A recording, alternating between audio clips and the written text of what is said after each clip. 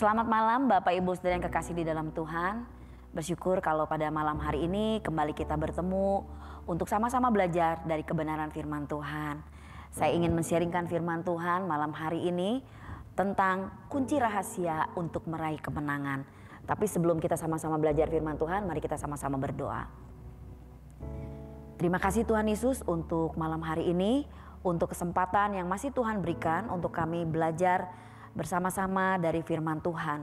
Tuhan nyatakan apa yang menjadi kehendak-Mu Tuhan, apa yang menjadi keinginan-Mu untuk kami boleh lakukan di dalam kehidupan kami. Tuhan pimpin, Tuhan sertai, dan Roh Kudus akan bekerja di tengah-tengah kami. Terima kasih Tuhan Yesus, di dalam nama Tuhan Yesus kami berdoa. Amin. Seperti yang saya sampaikan tadi, firman Tuhan kita malam hari ini berjudul Kunci Rahasia untuk Meraih Kemenangan. Bapak Ibu, di tangan saya ada sebuah kunci dan sebuah gembok. Untuk membuka gembok ini kita tidak bisa kalau tidak menggunakan kunci. Kalau kita gunakan kunci ini baru gembok ini bisa terbuka. Nah, hari ini kita akan belajar apa saja kunci untuk meraih kemenangan. Ayatnya diambil dari Amsal 16 ayat 32. Orang yang sabar melebihi seorang pahlawan. Orang yang menguasai dirinya melebihi orang yang merebut kota. Sekali lagi saya bacakan. Orang yang sabar melebihi seorang pahlawan. Orang yang menguasai dirinya melebihi orang yang merebut kota. Amin. Masalah merupakan hal yang sangat erat kaitannya di dalam kehidupan kita. Sudah sering kita dengar, selama kita hidup di dunia ini pasti masalah akan selalu ada. Apakah itu masalah kecil, masalah sedang, masalah besar, kesulitan yang begitu besar buat kita, tapi semua akan menghadapi masalah. Setiap kita akan menghadapi masalah selama kita masih ada di dunia ini. Tuhan Yesus tidak pernah berjanji kepada kita bahwa kita tidak akan lepas dari masalah. Kita tidak akan lepas dari kesulitan. Seperti ada dikatakan, Tuhan tidak pernah hanya memberikan matahari yang cerah. Kadang-kadang matahari itu tersembunyi dan udara cuaca kurang baik. Kadang-kadang Tuhan mengizinkan memberikan hujan di dalam kehidupan kita, ya. Tapi kadang-kadang cerah. Jadi artinya kadang-kadang memang Tuhan izinkan ada masalah di dalam kehidupan kita. Tapi itu pasti ada tujuan Tuhan yang baik bagi setiap kita. Nah, yang penting kita ini punya Tuhan yang luar biasa, yang sangat besar dan berkuasa di dalam hidup kita. Dia terlebih besar dari masalah yang kita hadapi. Tapi mengapa Bapak Ibu Saudara saat kita menghadapi masalah, kita kadang-kadang masih takut, masih khawatir, masih cemas, masih gentar. Sama, bukan hanya Bapak Ibu Saudara, tapi saya juga sama mengalami hal yang sama. Karena kita sering khawatir saat kita menghadapi masalah. Nah, sebetulnya Tuhan itu berjanji, selalu berjanji, Dia akan memberikan kekuatan kepada setiap kita saat kita menghadapi masalah, saat kita menghadapi kesulitan. Dia berjanji senantiasa untuk memberikan kemenangan di dalam setiap masalah kita yang Tuhan izinkan di dalam kehidupan kita. Sebetulnya kita tidak perlu khawatir lagi. Tetapi sebagai manusia kadang sering kekhawatiran itu menguasai hidup kita. Ketakutan itu menguasai hidup kita.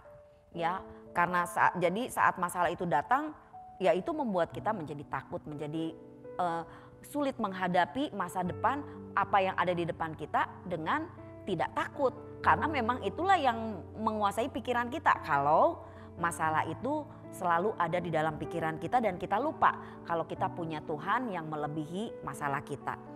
Memang prakteknya tidak semudah seperti teori yang sering kita dengar. Prakteknya tidak mudah seperti firman Tuhan yang sering kita dengar. Jadi kita perlu mengetahui kunci. Nah, kunci ini tadi untuk gembok. Tapi yang kita akan pelajari hari ini adalah kita perlu mengetahui apa yang menjadi kunci rahasia untuk meraih kemenangan di dalam setiap masalah kita. Ada dua hal yang kita akan sama-sama pelajari dari ayat yang kita baca tadi dari Amsal 17 ayat 32. Yang pertama, sabar. Bagian A-nya ya. Orang yang sabar melebihi seorang pahlawan. Masalah yang bertubi-tubi itu membuat kita ingin cepat selesai masalah kita. Bukankah seperti itu yang kita selalu pikirkan waktu kita menghadapi masalah? Rasanya pengen cepat selesai masalah ini. Tuhan, kalau bisa sekarang juga selesai masalah ini. Ya, tapi memang tidak selalu masalah yang kita hadapi itu kita selesaikan dengan instan seperti menjentikan jari. Tetapi waktu kita menghadapi masalah itu kadang-kadang kita harus menghadapi proses. Nah, kita tidak ada pilihan lain, kita tidak bisa mencari jalan pintas. Karena waktu kita tidak sabar dan kita mulai meragukan kekuasaan Tuhan dalam hidup kita, seringkali kita jadi mencari jalan pintas. Jalan pintasnya entah bagaimana caranya. Apakah cara-cara yang masih dibenarkan oleh firman Tuhan atau kadang-kadang cara-cara itu keluar dari kebenaran firman Tuhan. Ya, kita bisa cari, kita mulai cari orang pinter, kita mulai cari peramal-peramal, kita mulai cari bantuan ke orang lain karena kita tidak sabar menghadapi masalah yang sedang kita hadapi. Itu artinya kita mulai berkompromi, kita mulai ada kelonggaran dengan yang namanya dosa. Ya, jadi kita mulai berkompromi nih.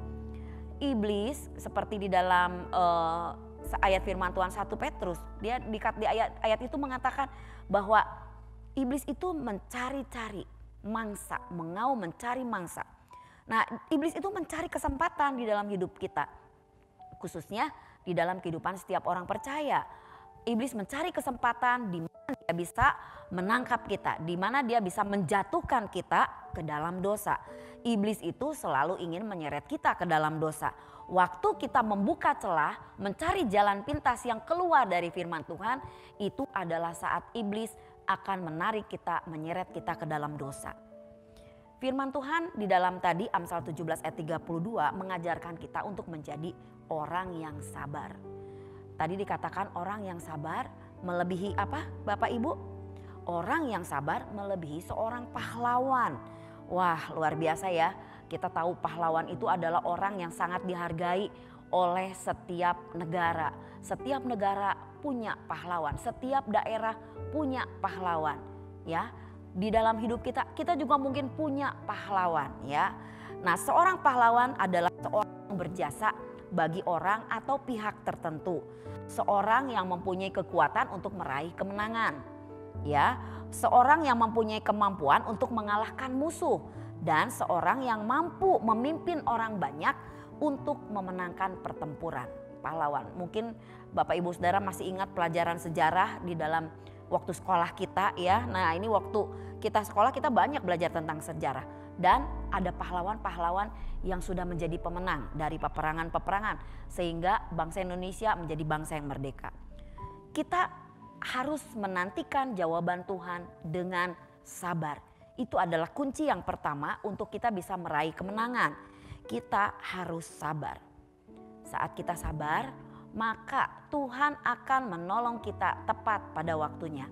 Bapak Ibu Saudara, Tuhan selalu menolong tepat pada waktunya. Ingat ya, pada waktunya, bukan pada waktu kita. Tuhan tahu waktu yang terbaik buat setiap kita. Ya, kadang-kadang kita tidak bisa melihat apa yang baik buat kita di depan kita. Apa yang kita lihat sekarang baik mungkin di depan itu tidak akan menjadi kebaikan buat kita. Malah akan menjadi kesulitan yang lebih besar lagi buat hidup kita. Tuhan tahu yang terbaik. Dan Tuhan punya waktu yang terbaik sesuai dengan waktunya Tuhan. Jadi pada akhirnya Bapak Ibu Saudara, mari kita percaya bahwa Tuhan akan menolong menyelesaikan masalah-masalah kita. Kalau masalah-masalah kita saat-saat ini mungkin belum beres, belum selesai. Mari kita mau belajar untuk melihat bagaimana dulu Tuhan sudah menolong kita. Tetap percaya bahwa sekarang Tuhan akan tetap menolong kita. Dan di masa yang akan datang Tuhan akan selalu menolong kita. Kunci yang pertama, kita tetap sabar menantikan jawaban Tuhan. Nah, sekarang yang kedua nih, kunci yang kedua. Kuasai diri. Kuasai diri. Bagian B dalam Amsal 17 ayat 32, orang yang menguasai dirinya melebihi orang yang merebut kota. Orang yang menguasai dirinya melebihi orang yang merebut kota. Seringkali dalam menghadapi masalah kita ini cenderung berada di dalam posisi yang tertekan. Betul nggak Bapak Ibu? Ya, waktu kita menghadapi masalah, kita itu seperti sedang dipres hidup kita ini. Ditekan sampai rasanya ingin meledak gitu ya. Mengakibatkan emosi kita naik. Coba Bapak Ibu ingat, waktu kita sedang menghadapi masalah, kayaknya emosi kita ini gampang terpancing. Kita cepat marah.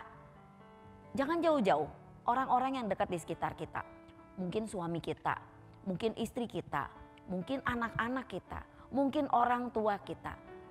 Kita mudah terpancing emosi kita dan kita meluapkan kemarahan kita kepada orang-orang di sekitar kita. Mungkin karyawan kita, mungkin pimpinan kita bahkan, mungkin rekan-rekan kerja kita. Kita bisa terpancing emosi saat kita menghadapi masalah. Karena masalah itu gitu, menekan hidup kita. Masalah yang satu belum beres, datang lagi masalah yang lain. Semakin kita tidak bisa menguasai diri sehingga emosi kita semakin meledak dan bukannya beres. Apa yang terjadi? Waktu kita meledak, emosi kita tidak bisa kita kuasai, kita tidak bisa menguasai diri kita, masalahnya akan semakin rumit, masalahnya akan semakin sulit kita pikirkan, ya. Nah, bahkan kadang-kadang kalau kita udah emosi, kita udah marah, hal-hal yang dulu, kesalahan-kesalahan yang dulu, masalah-masalah yang dulu kita suka ungkit, kita suka ulang lagi, padahal masalah itu udah beres. Tapi karena kita sedang tidak bisa menguasai diri kita, semua dibongkar lagi. Nah, inilah yang membuat kita tidak bisa menguasai diri. Tetapi kunci yang kedua adalah menguasai diri. Ya, kunci yang kedua untuk meraih kemenangan adalah menguasai diri.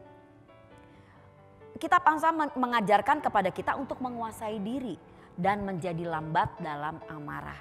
Bagaimana dengan kehidupan kita? Bagaimana dengan keadaan kita sehari-hari? Sudahkah kita bisa menguasai diri?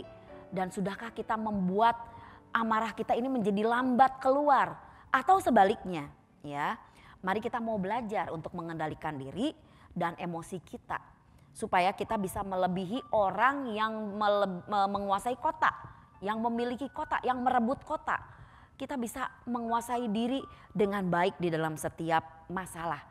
Sekalipun masalah itu berat, kita belajar untuk menguasai diri. Saat kita tidak berpikiran jernih, kadang-kadang kita mengambil keputusan yang salah. Ya, mengeluapkan emosi kita, memikirkan apa yang menurut kita baik dan kita tidak bisa berpikir jernih. Akhirnya kita mengambil keputusan yang salah saat kita menghadapi masalah yang berat, saat ada tekanan dalam hidup kita dan kita tidak menguasai diri. Itu akan berakibat lebih buruk waktu kita hadapi masalah itu. Karena itu kita mau belajar untuk mengendalikan emosi kita, menguasai diri kita. Jangan sampai kita menyesali keputusan yang kita ambil yang salah. Karena kita mengambil keputusan itu di saat kita tidak bisa berpikir dengan jernih. Amarah tidak akan menyelesaikan masalah, melainkan menjadi masalah semakin rumit. Tetapi kepala yang dingin itu akan membuat kita tenang dan kita akan bisa mengingat Tuhan kita lebih besar dari masalah yang kita hadapi. Ada satu kisah yang mungkin Bapak Ibu sering dengar tentang Genghis Khan yang memiliki seekor elang kesayangan. Satu hari setelah Genghis Khan menghadapi peperangan, Genghis Khan ini duduk di pinggir sebuah kayak air terjun kecil gitu ya. Nah, Genghis Khan ini kehausan karena suasananya panas dan habis mengalami peperangan, dia kehausan. Dia minta tolong kepada anak buahnya untuk cari air yang banyak. Sambil menunggu anak buahnya kembali, dia mengambil sebuah buli-buli kecil. Dia mau isi air dari pancuran air terjun yang kecil itu. Dia mau isi. Waktu buli-buli itu sedang diisi, tiba-tiba burung elang yang dimiliki oleh Genghis Khan, kesayangan Genghis Khan, itu menabrakkan, dia terbang menabrakkan tubuhnya ke buli-buli itu sehingga buli-buli itu jatuh. Air yang sudah diisi tumpah. Pertama, Genghis Khan pikir, oh elangnya ini ingin mengajak main. Dia nggak apa-apa, terus diambil lagi buli-buli itu. Dia kemudian isi lagi buli-buli itu. Yang kedua, waktu buli-buli itu sudah hampir penuh, sama seperti kejadian yang pertama. Burung elang Genghis Khan itu kemudian terbang dan menabrakkan diri lagi kepada buli-bulinya Genghis Khan. Prak, 2 kali. Jengis Khan udah kehausan banget, anak buahnya belum datang. Dia lagi isi air minum, si burung elang ini main-main dengan dia, ya, buat masalah menurut Jengis Khan ini. Jatuh, dia mulai marah, dia mulai nggak sabar karena dia kehausan banget. Jengis Khan ambil pedang dan dia dalam hati berkata, kalau sampai ketiga kali burung elang ini menabrak lagi buli-bulinya, dia akan tusuk burung elang ini dengan pedang.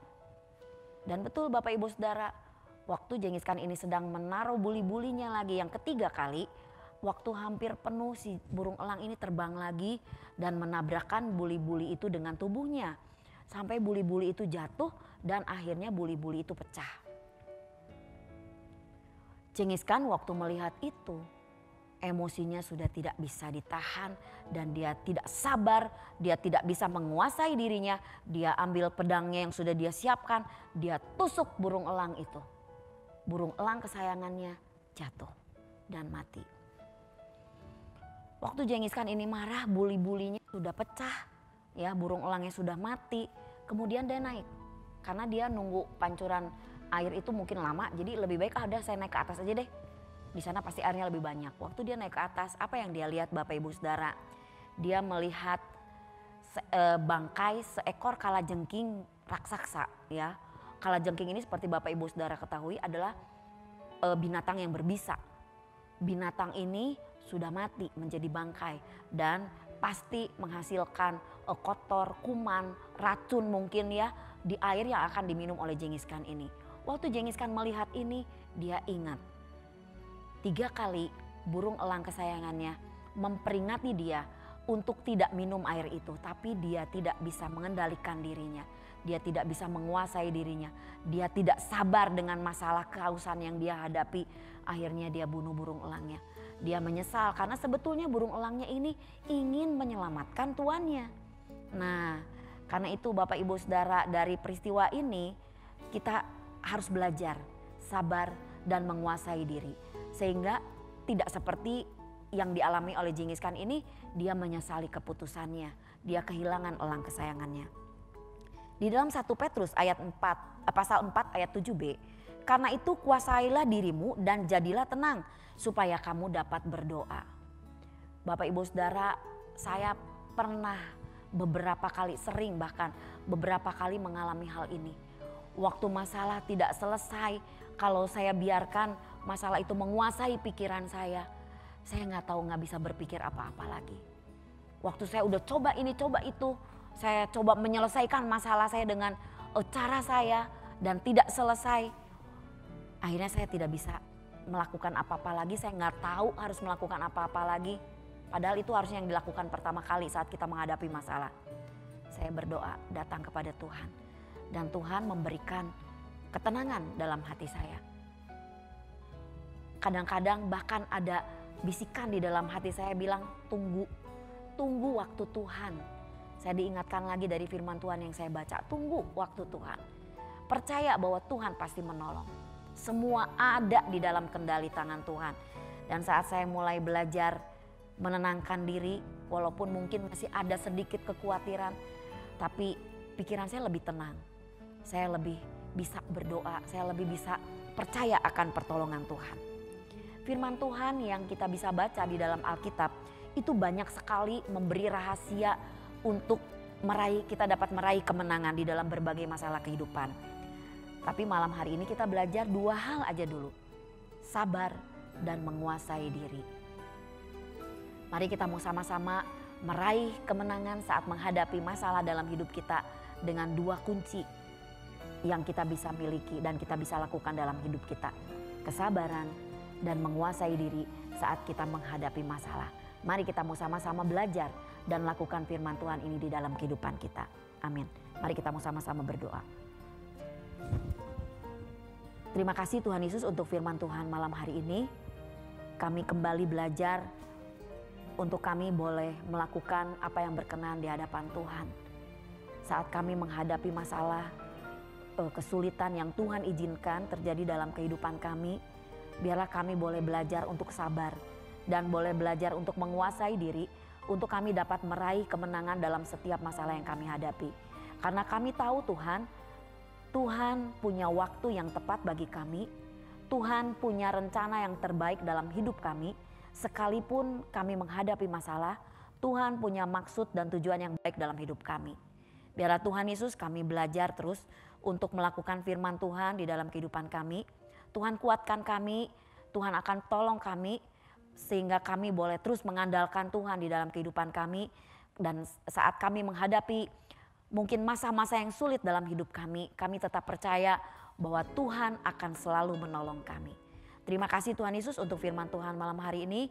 Biarlah ini boleh terus menjadi kekuatan dalam kehidupan kami. Di dalam nama Tuhan Yesus kami sudah berdoa dan mengucapkan syukur. Amin. Shalom sekali lagi, selamat malam Bapak Ibu Saudara. Tuhan Yesus memberkati. Amin.